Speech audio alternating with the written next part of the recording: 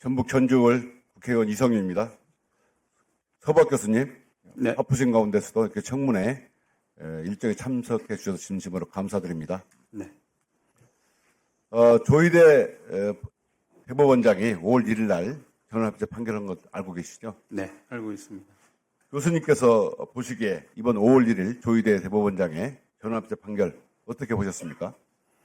네, 다 아시는 것처럼 이례적으로 전원 합의체 그 속도전을 펼쳐서 하급심에 대한 그 심리도 굉장히 부실하게 한 상태에서 파기환송 판결을 내렸고, 저는 그것이 대선을 앞두고 특정 그 유력 대선 후보의 자격을 박탈함으로써 어떤 국민들의 선택권을 박탈하려는 의도 하에서 진행된 재판이다.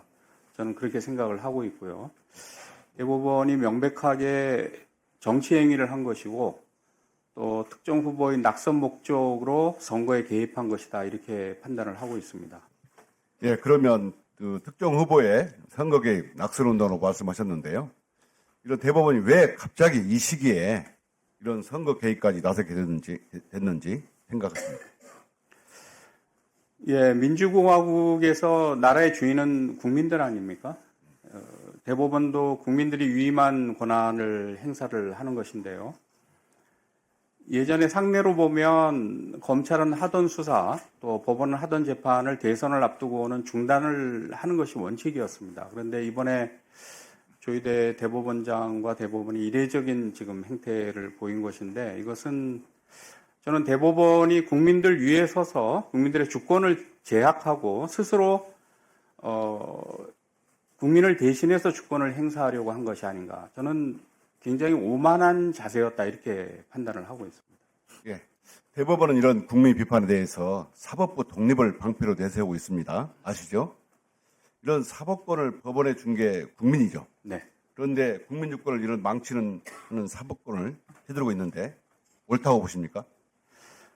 예, 헌법의 최고의 가치는 주권 재민입니다. 이 대법원의 독립, 사법부의 독립이라는 것도 국민들이 허락하고 보장하는 한도에서 허용이 되는 것이거든요.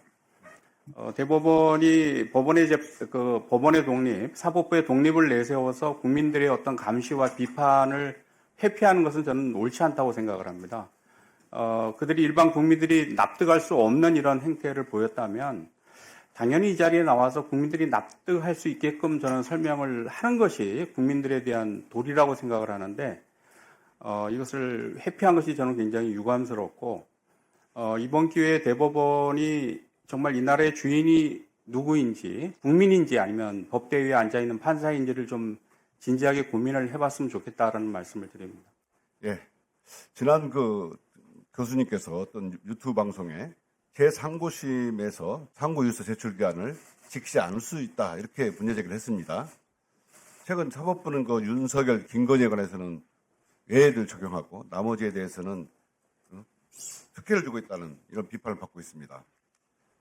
교수님 의견과 다르게 대법원이 제출 기한을 지키지 않을 가능성을 낮게 보는 거 있지만 교수님께서 우려 섞인 목소리를 내신 이유가 무엇입니까?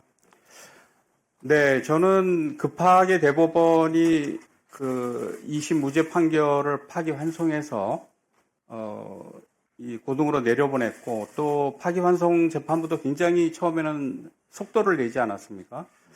그러니까 이런 일련의 그 사태가 시나리오대로 저는 움직이는 것이 아닌가. 그래서 파기환송심이 서둘러서 유죄 판결을 선고를 하고 대법원에 재상고됐을 경우에 저는 제 개인적인 확신이지만 틀림없이 대법원이 피고인 측의 재상고 이유서를 받아보지 않고 우리가 기존 1심, 2심, 상고심에서 제기되었던 피고인들의 의견을 우리가 충분히 받고 검토를 했기 때문에 재상고심에서는 저는 그것을 무시하고 자격 박탈형이 포함되는 그런 유죄 판결을 확정했을 것이다.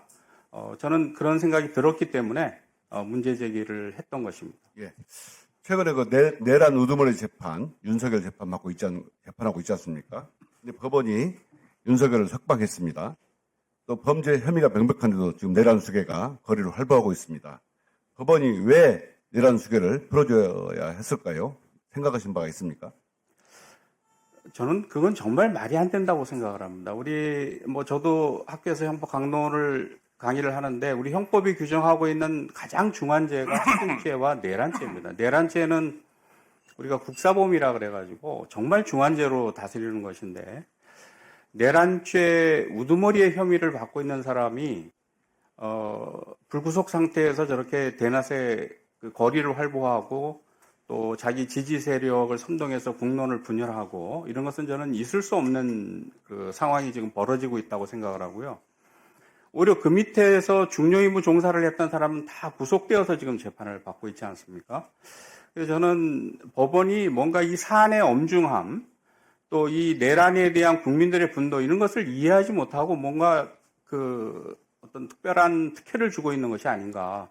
저는 이런 모든 것이 어떤 법원의 권위, 신뢰를 추락시키는 행위다 이렇게 생각을 하고, 저는 조속하게 윤석열 전 대통령은 재구속을 시켜야 된다 이렇게 봅니다.